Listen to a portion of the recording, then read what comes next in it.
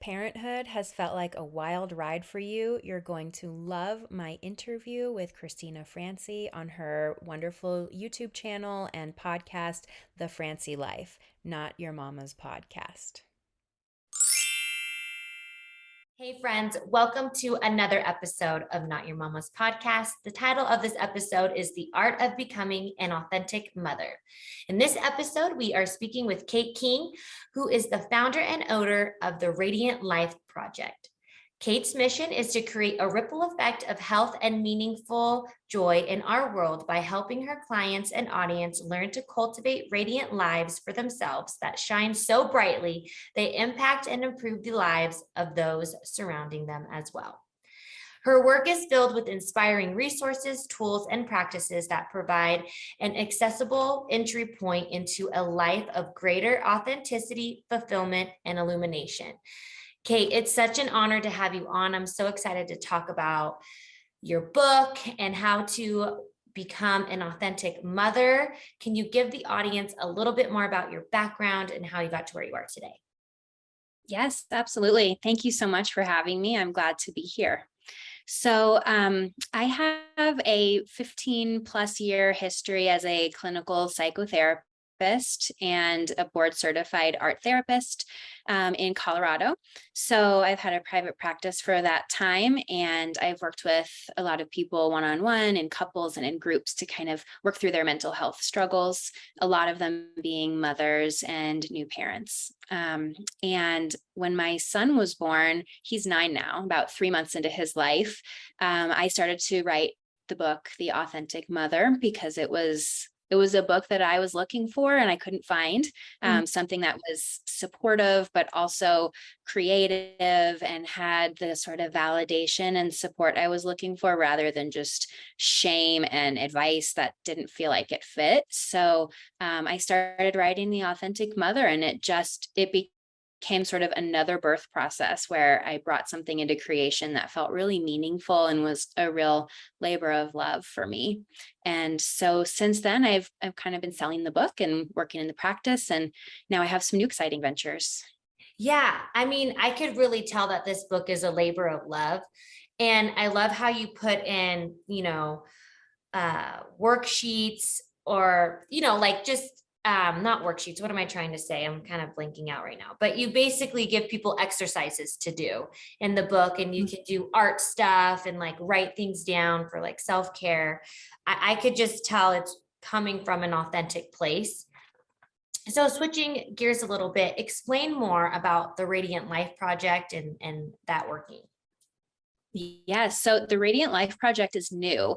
I went on sabbatical from my private practice at kind of the beginning of 2022 because I was really burnt out from being a healthcare worker during the pandemic. And I thought I was just going to crawl into bed and like watch movies. But really what happened was I got this huge energized movement toward kind of rebranding my business and creating something that helps people to be unstuck and helps people to do their own work. I started to get insight that the piece that wasn't working in my private practice for my clients or for myself was this sort of perseverating of the same stuff over and over and over without movement through and beyond those issues. So I've created the Radiant Life Project as a platform that helps people to have that transformative experience of healing, not just sort of the dumping ground that can sometimes be therapy, but really a little bit more accountability, a lot more inspiration, and kind of just a new feel of vibrancy and radiance in life. That doesn't mean that you can't have hardship or that life is easy all the time, but it means that no matter what is in your life, there's a holistic perspective of wellness, that you've got your own back and you can move through it and you can heal. No, I love that message. That's what I love to talk about here on Not Your Mama's Podcast is ways to become a better version of you, become the 2.0 of you through the holistic route. Sometimes these things that we talk about are so much easier said than done. And it's great to always feel like you have a community. I really love what the Radiant Life Project is about and the messaging of it. So don't forget, down below, you can connect with her and get more information about that. Now, getting back to the book, I kind of want to dive into some of like the chapters and things that you talk about. Yeah. So what about like the science of becoming a mom? Let's dive into that a little bit. Yes. So this was actually my favorite part of the book to write, because there's a definite neuroscience geek inside of me.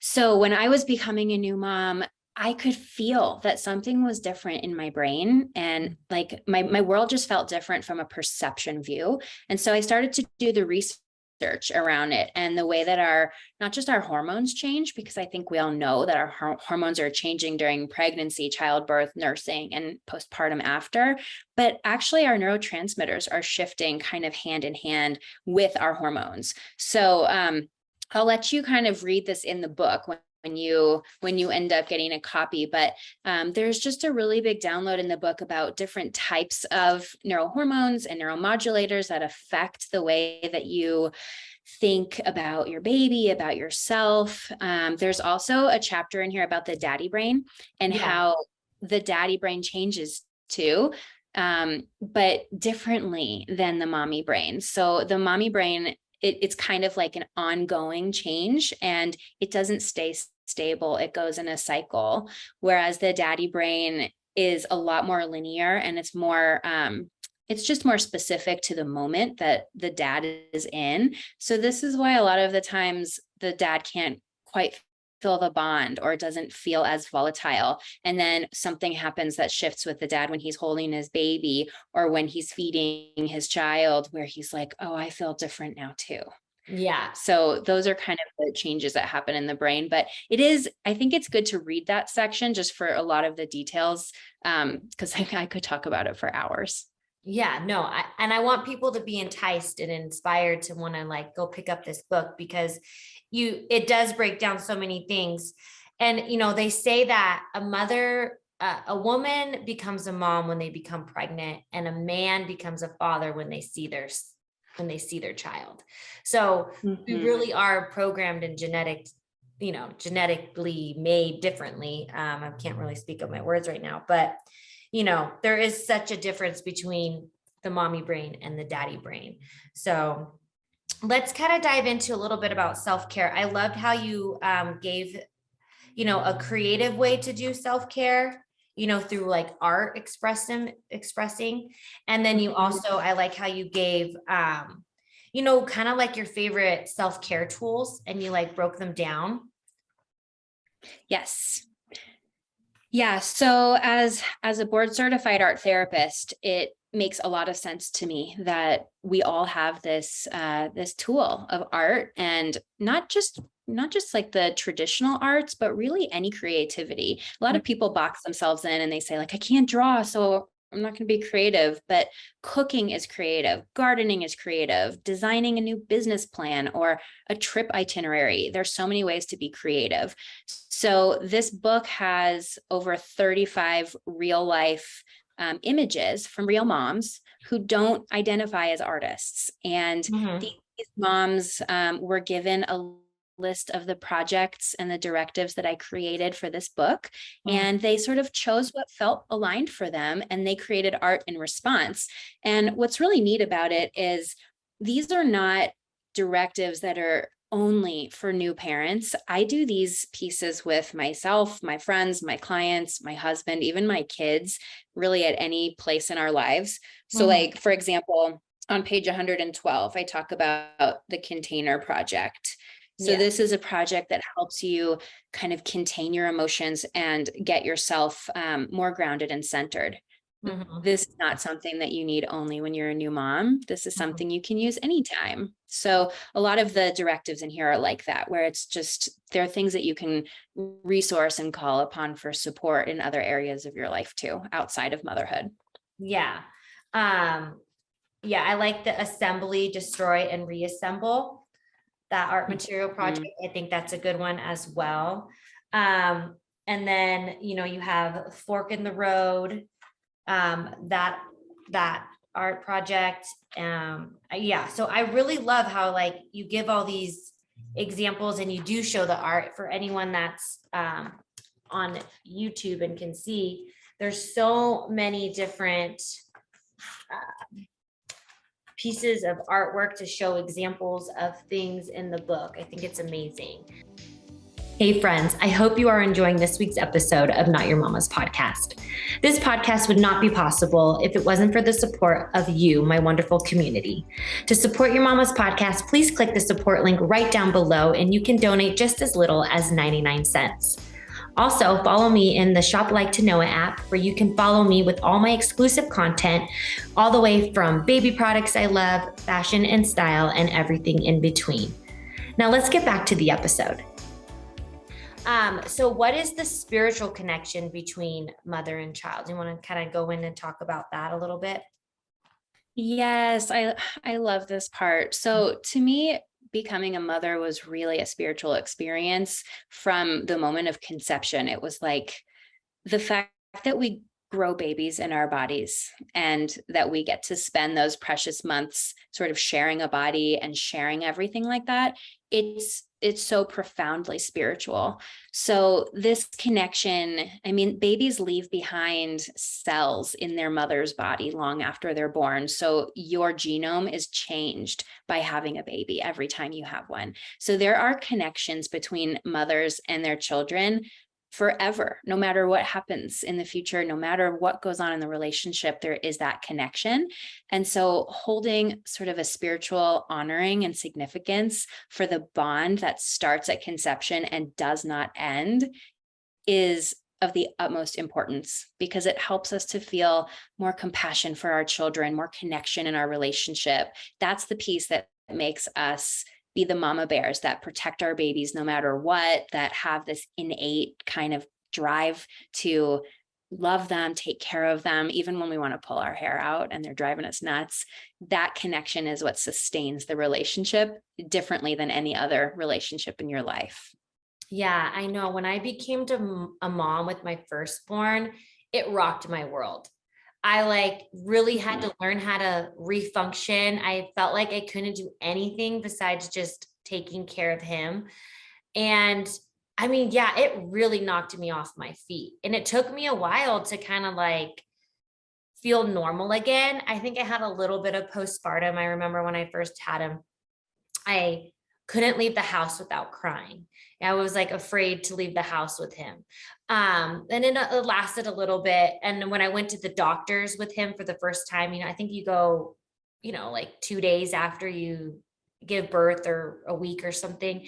I remember sitting in the waiting room and it was really chaotic in there because I think school was about to start. So I don't know, they had so many people having appointments that day. And I literally just broke down in tears. I don't know why, but it was very overwhelming for me. It really knocked me off my feet. And I feel like one of the reasons why I started this podcast is because I'm trying to find myself in this world of parenting and helping, I want to be the best person I can for them and for myself, because if I'm the best person for myself, then I'm only going to be better for them and for my husband and all the relationships around me. And so I think it's important to give people information and tools and have people on like you to kind of help women feel empowered and grounded within themselves, because I know how it feels to get knocked off your feet. The science of becoming a mom and the mommy brain and the daddy brain, it really does change. I mean, I am a totally different person than I was before I had my children. Yeah, I'm still fun and like to have fun, but I look at things differently. The mom brain is totally real and there. And, I mean, sometimes I use it as an excuse, but it's not an excuse. It's a real thing. I'm like, oh, sorry, I got mommy brain. And it's just, it totally picks us up to a whole new level, the multitasking, what we can actually get done in a day. We step our game up as women and as mothers, because it really proves to us that we can do it all. We can take care of kids. We can take care of ourselves. We can take care of the household. Yes, it can be overwhelming and we want to pull our hair out at times, but having a sense of community is what's really going to help keep us all together. And that's why I really am so excited to have you on, because I think the Radiant Life Project is like something that's going to really help women like yourself and me to, and the people listening, um, to really step forth in their power, and to be able to work from an authentic place and know that you can do anything you want in this life and you're not alone. We all think we're alone sometimes in our thoughts and our feelings, but open discussion is what's going to really solidify that you are not alone. Yes.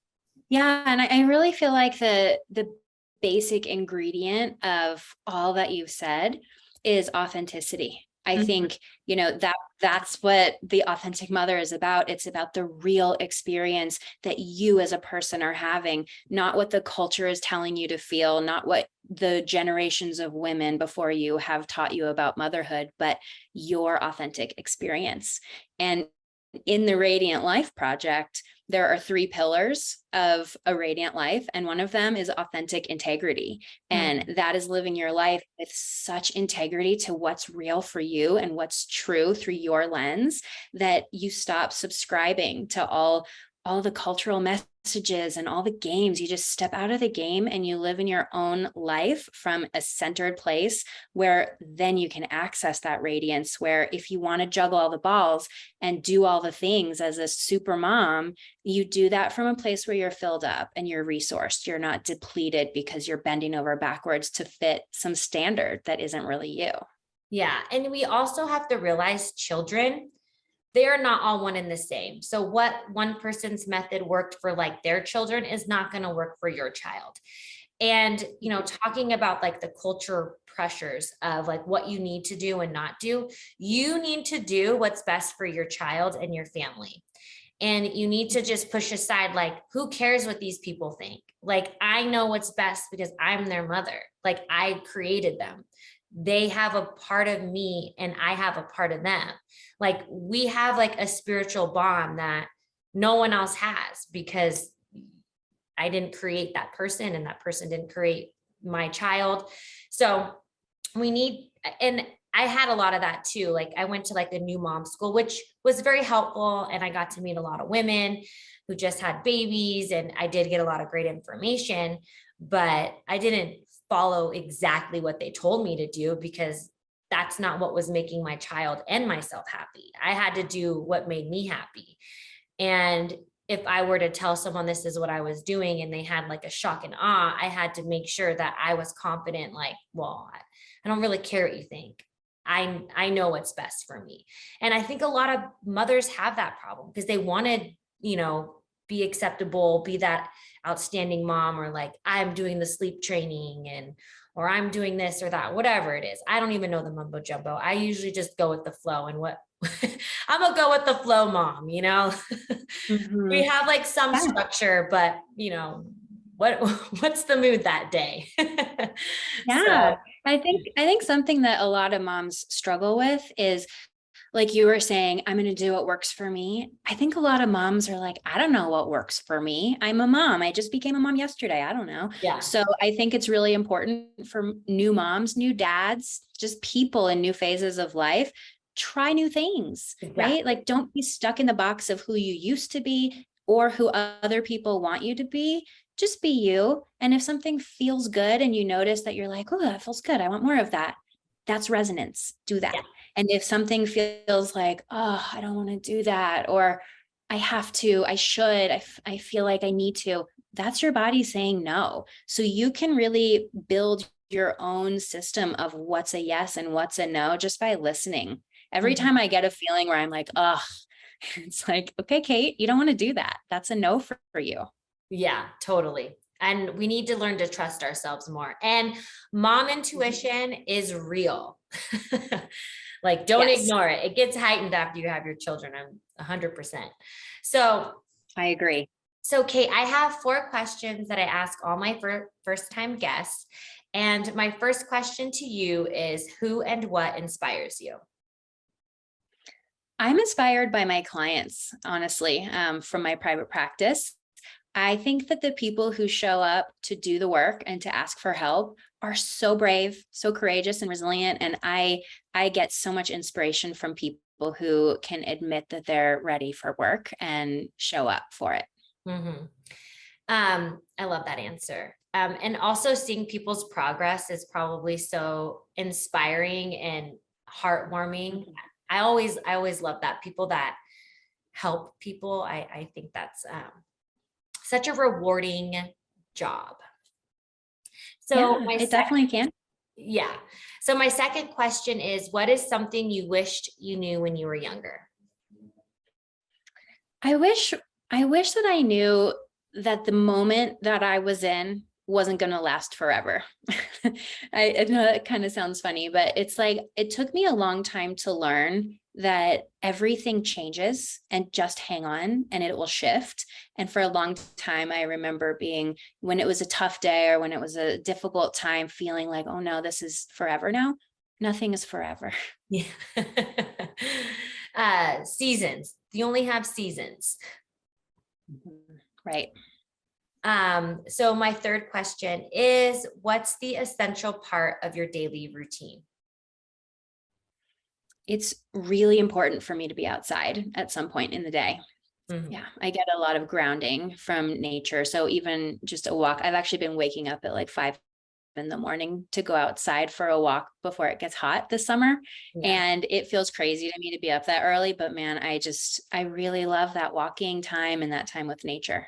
Yeah, it probably really like centers you. You know, we are basically creatures of nature, and we kind of forget that being outside and putting our feet in the soil or just smelling the flowers and the trees can have such a huge impact because, you know, in the beginning of our time, we were like cave people, basically camping and living out in nature. Now we're like in our homes, like with the technology, and you can kind of see like the mental changes that have happened throughout time with people. So Mhm. nature, I think, is such an important thing for anybody and any human.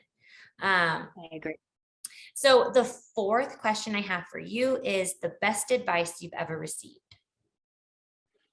So the best advice I ever received was from a retreat leader when I was at a women's retreat in West Virginia.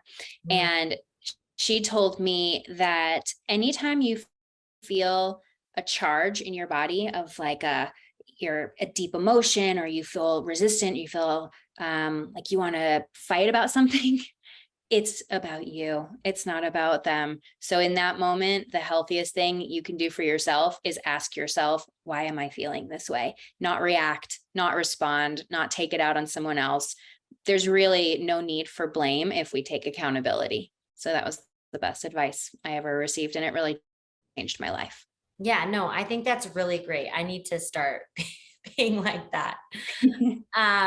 So do you have any last words before we say goodbye today?